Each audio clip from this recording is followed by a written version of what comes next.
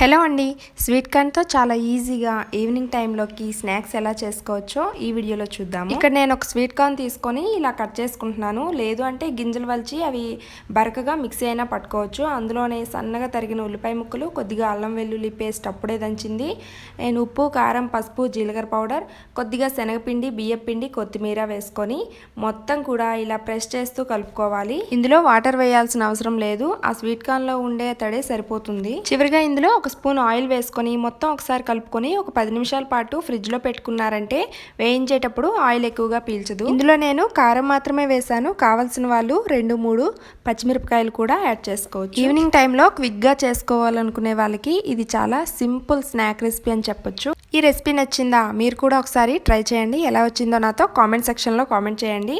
And అలాగే ఈ video నచ్చినట్లయితే తప్పకుండా ఒక లైక్ చేయండి.